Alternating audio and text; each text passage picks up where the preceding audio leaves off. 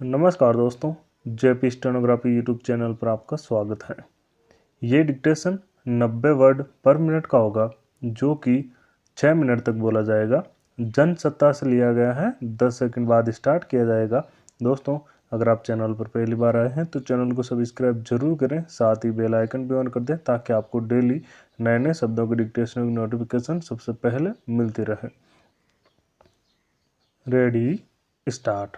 झारखंड में एक बच्चे को जन्म देने के तुरंत बाद कथित रूप से बेच दिए जाने की घटना को प्रथम दृष्टया मां की संवेदनहीनता और ममता के कारोबार के रूप में देखा जा सकता है, लेकिन ऐसी घटनाएं कई बार परतों में गूंथी होती हैं और उसमें समाज, परंपरागत धारणाएं, गरीबी और विवशता से लेकर आपराधिक संजाल तक के अलग अलग पहलू शामिल होते हैं। झारखंड के चतरा में जिस बच्चे को 4.5 लाख रुपये में बेचे जाने की खबर आई, उसमें मां के हाथ में 1 लाख रुपये आए। बाकी के 3.5 लाख रुपये बिचौलियों या दलालों के हाथ लगे। चूंकि इसकी सूचना पुलिस तक पहुंच गई और समय रहते सक्रियता भी दिखी, इसलिए बच्चे को बरामद कर लिया गया और कई आरोपी पकड़े गए। बच्चे को बेचे और खरीदे जाने में जितने लोग जिस तरह शामिल थे, उससे साफ है कि इसे सोच समझकर अंजाम दिया गया। निश्चित रूप से इस मामले में मां की ममता कठघरे में है, मगर कई बार अपने ही बच्चे के बदले पैसा लेने की नौबत आने में हालात भी जिम्मेदार होते हैं, वरना अपने बच्चे का सौदा करना किसी माँ के लिए इतना आसान नहीं होता है। हालांकि यह कोई पहला मामला नहीं है जिसमें बच्चे की बिक्री मां के हाथों ही होने की घटना सामने आई हो। झारखंड और ओडिशा के गरीब इलाकों से अक्सर ऐसी खबरें आती रहती हैं जिनमें कुछ हजार रुपये के लिए ही बच्चे को किसी के हवाले कर दिया जाता है।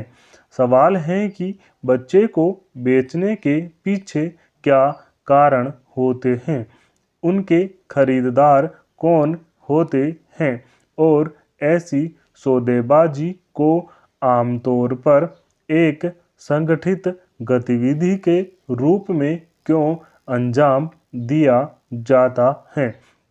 झारखंड की ताज़ा घटना में एक दंपति को पहले से 3 बेटियां थीं।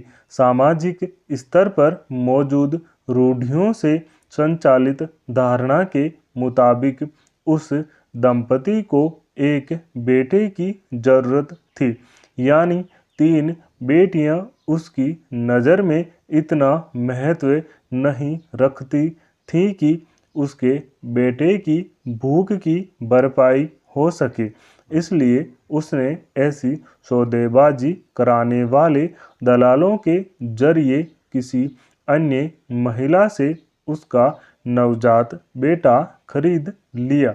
यानी मन में बेटा नहीं होने के अभाव से उपजे हीनताबोध और कुंठा की भरपाई के लिए व्यक्ति पैसे के दम पर गलत रास्ता अपनाने से भी नहीं हिचकता। इसके अलावा मानव तस्करी करने वाले गिरोह दूर दराज के इलाकों में और ख़ास तौर पर गरीबी की पीड़ा झेल रहे लोगों के बीच अपने दलालों के जरिए बच्चा खरीदने के अपराध में लगे रहते हैं। झारखंड, ओडिशा जैसे राज्यों के गरीब इलाकों में ऐसे तमाम लोग होते हैं जिन्हें महज जिंदा रहने के लिए तमाम जद्दोजहद से गुजरना पड़ता है।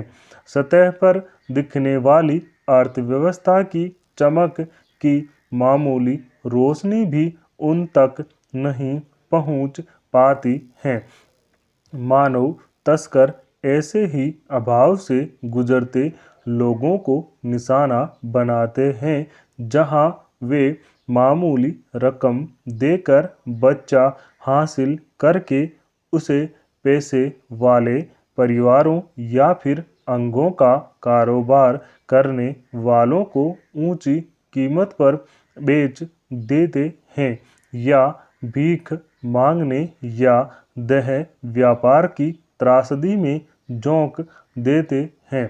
सवाल है कि कोई परिवार अगर अपने अभाव और लाचारी की हालत में मानव तस्करों या अन्य दलालों के जाल में फंसकर बच्चा बेचने की नौबत तक पहुंचता है तो उसकी क्या हालत इसके लिए कौन जिम्मेदार है।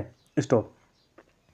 दोस्तों, इस डिक्टेशन का पीडीएफ डिस्क्रिप्शन में मौजूद है, आप वहां से जाकर डाउनलोड कर सकते हैं। साथ ही ये डिक्टेशन और इसका पीडीएफ व्हाट्सएप ग्रुप पर भी शेयर किया जाता है, जिसका लिंक डिस्क्रिप्शन में मौजूद है, आप वहां से जाके ज्वाइन कर सकते हैं।